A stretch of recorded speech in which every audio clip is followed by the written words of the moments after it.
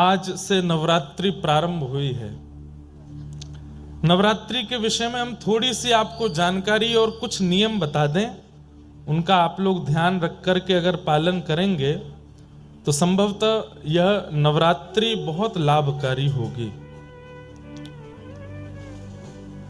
हम सब कृष्ण भक्त हैं, अधिकतर यहां पर वैष्णव बैठे हैं, तो फिर ऐसा क्या करें कि शक्ति से हमारा शक्ति मतलब दुर्गा, शक्ति से हमारी कृष्ण भक्ति बढ़े।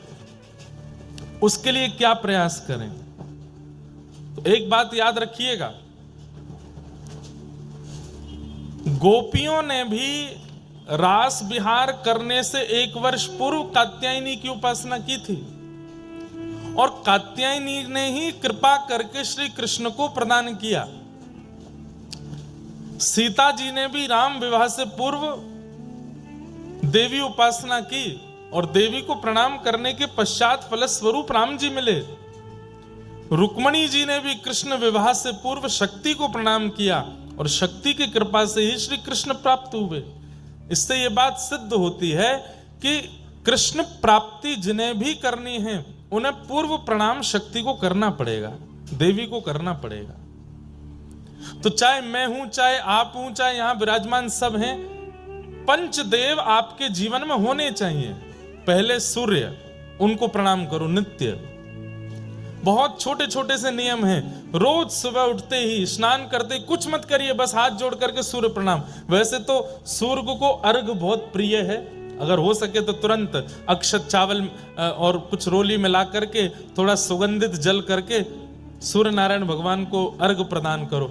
इतना भी समय नहीं, सामान्य जल से अर्घ प्रदान करो। और अर्घ भी नहीं दे सकते तो कम से कम सूर्य नारायण भगवान की ओर देख करके प्रणाम करो, दंडवत कर लो रोज। सूर्य प्रणाम। दूसरा, गणपति प्रणाम, श्री गणेश जी को प्रणाम करो। मंदिर दिख जाए तो बहुत अच्छी बात, नहीं दिखता है तो नेत्र बंद करके गणेश जी का स्मरण करके प्रणाम कर लो। तीसरा, शिव प्रणाम, महादेव को प्रणाम करो।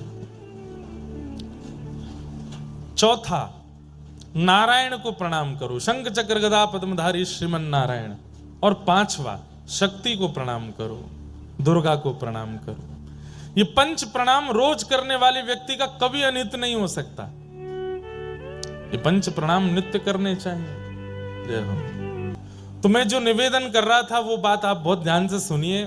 5 प्रणाम, सबसे पहला सूर्य को, गणपति को, शिव को, नारायण को और शक्ति को। ये 5 प्रणाम नित्य किया कीजिए सुबह उठ करके। और उनमें भी अभी जो ये नवरात्रि के दिन चल रहे हैं,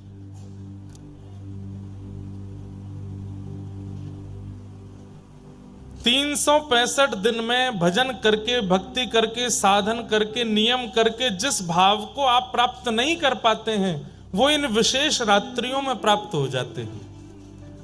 आप अन्य दिनों में जो साधन करोगे, अन्य दिनों में जो भजन पूजन करोगे, उसका प्रभाव हो सकता है कहीं ना कहीं आपकी योग्यता देख करके प्राप्त होगा, लेकिन इन 9 दिनों में किया गया साधन आपको निश्चित प्राप्त हो जाएगा।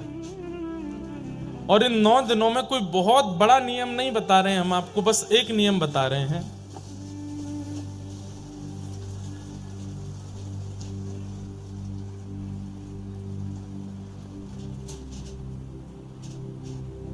जय जय गिरिवर राज किशोरी, जय महेश मुख चंद्र चकोरी, जय गजवदन षडानन माता, जगत जननी दामिनी युति गाता। नहीं तब आदि मध्य अवसाना, अमित प्रभाव वेद नहीं जाना। भव भव विभव पराभव कारिणी, विश्व विमोहिनी स्ववस विहारी।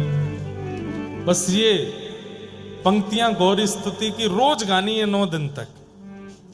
सुबह नहीं गा पाए हो तो आज रात्रि को स्नान करके बैठ करके आसन पर और श्री कात्यायनी पूजन कर रहे हो, इस भाव से इन श्लोकों का गान करना है। और पाना क्या चाहिए? क्या? श्री कृष्ण हमको और प्रिय हो जाए। हे मैया ऐसी कृपा कर दो, हमारी भक्ति में और वर्धन हो जाए, हमारा भजन और बढ़े। वजन नहीं, भजन, भजन और बढ़ जाए। कहीं वह भूल गया ना तो वजन बढ़ ही जाएगा 9 दिनों में। भजन बढ़े, वृंदावन के प्रति प्रीति बढ़े, सदगुरु के प्रति विश्वास बढ़े, संतों की सेवा के प्रति रुचि बढ़े, आलस्य रहित हो जाएं हम ठाकुर जी की सेवा में। और अंत में कह देना, यदि मैं योग्य हूं तो इस जन्म में श्री प्रिया प्रियतम का नित्य विहार दिख जाए। 9 दिन करके देख लीजिए, क्या पता श्री जानकी जी की कृपा, किशोरी जी की कृपा, जगदम्बा की कृपा इन 9 दिनों में हो जाए और श्री प्रिया प्रियतम हमें प्राप्त। और इसमें संशय मत कीजिए, ये विश्वास के साथ कीजिए कि होगा ही होगा। क्यों? क्योंकि इन्होंने ही गोपियों को मिलाया है ठाकुर जी से, इन्होंने ही रुक्मणी जी को मिलाया ठाकुर जी से, इन्होंने ही सीता जी को मिलाया राम जी से। हमें नहीं मिलाएंगे?